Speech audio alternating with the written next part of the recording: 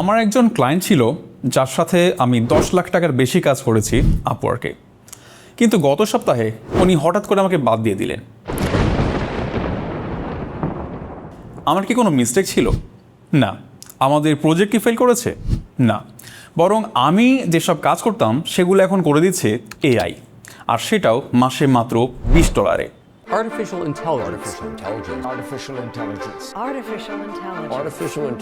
AI. একবার চিন্তা করে দেখেন, আপনি একজন সফটওয়্যার ইঞ্জিনিয়ার এবং আপনি আপনার বেস্ট লাইফটা এনজয় করতেছেন। খুব সকালে ঘুম থেকে উঠে তাড়াহুড়ো করে অফিস যাওয়ার কোনো প্যারা নেই, ফাইভারে রাতের পর রাত জেগে ক্লায়েন্ট খোঁজার কোনো প্যারা নেই, বরং আপনার কিছু লং টার্ম ক্লায়েন্ট আছে যারা আপনাকে রেগুলার কাজ দিয়ে যাচ্ছে। ফ্রিল্যান্সারদের জন্য লিটারালি এটা একটা ড্রিম লাইফ। আমারও এরকম একজন ক্লায়েন্ট ছিলেন, আর্নেস্টো রদ্রিগেজ।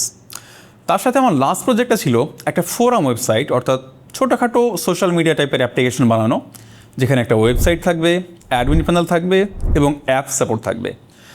এই ধরনের প্রজেক্টগুলোতে একটা সফটওয়্যার বানানোর পর সেটা মেনটেনেন্স করতে হয়।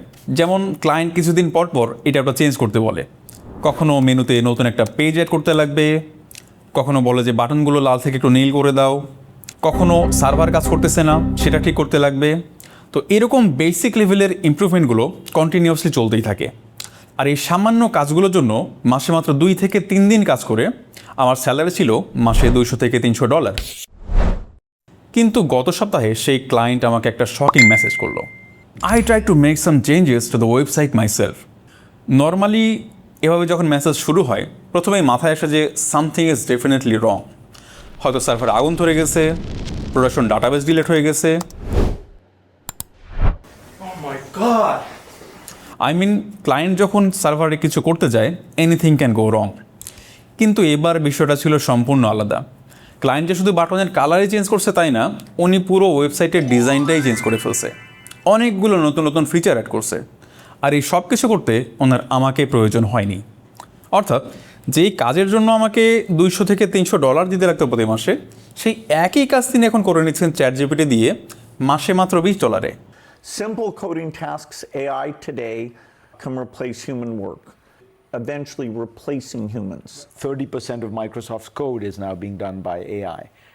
ChatGPT এবং সিমিলার প্ল্যাটফর্মগুলো আসার পর থেকে আইটি রিলেটেড যতগুলো প্রফেশন আছে, developer, designer, writer, content creator, সবার ক্যারিয়ারকে একটা হুমকির মুখে ফেলে দিয়েছে। এবং এটা আসলে ভয় পাওয়ার মতো একটা বিষয়। স্পেশালি এন্ট্রি লেভেলের জবগুলো এআই এর কারণে সবচেয়ে বেশি এফেক্টেড হচ্ছে। I really worry, particularly at the entry level. একসময় যে কাজগুলো মানুষ ছাড়া কেউ করতে পারতো না সেগুলো এখন পারফেক্টলি করে দিচ্ছে এআই। এই পর্যায়ে এসে ন্যাচারালি একটা প্রশ্ন আসে, তাহলে এখন করব কি? একটু চিন্তা করে দেখা যাক। এআই কোড লিখতে পারে, কিন্তু একজন ডেভেলপারের কাজ কি শুধু কোড লেখা?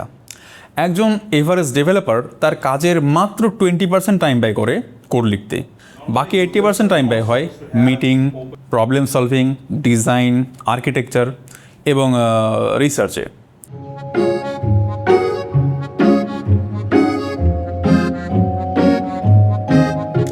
কোডিং আসলে কি? Coding is just telling the system for to do in a very precise language. একজন ডেভেলপারের কাজ কোড লেখা না, বরং প্রবলেম সলভ করা।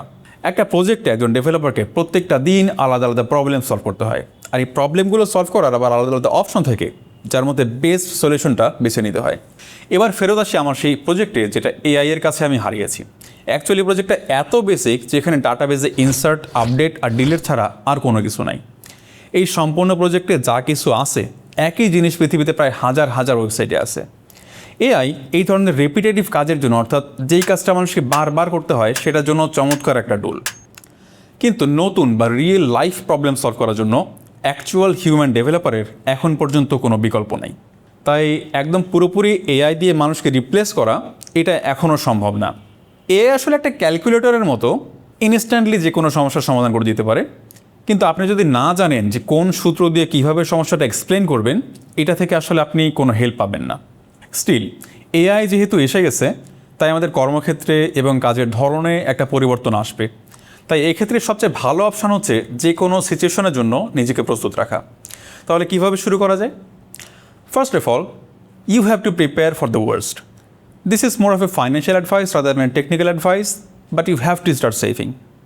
আপনার মিনিমাম 6 মাস চলার মতো পর্যাপ্ত সেভিংস আপনাকে করতে হবে, যাতে করে যে কোনো সমস্যা হলে আপনি মিনিমাম 6 মাস সময় পান রিকভার করার জন্য।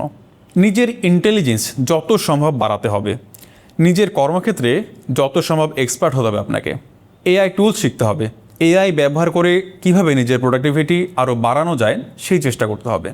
এআই এসেছে আপনাকে হেল্প করতে, আপনার কাজ থেকে বোরিং এলিমেন্টগুলো নিয়ে আপনার কাজকে আরও সহজ এবং ইন্টারেস্টিং করতে। স্কিলকে ডাইভার্সিফাই করতে হবে, যতটা সম্ভব নিজের ফিল্ডের ইকোসিস্টেম নিয়ে ভালো ধারণা রাখতে হবে। এভাবে নিজেকে প্রস্তুত করতে পারলে আশা করা যায় ভবিষ্যতে যে কোনো সিচুয়েশনেই সেফ থাকা সম্ভব। আর এত কিছু করেও যদি কিছু না হয়, I always had a plan B.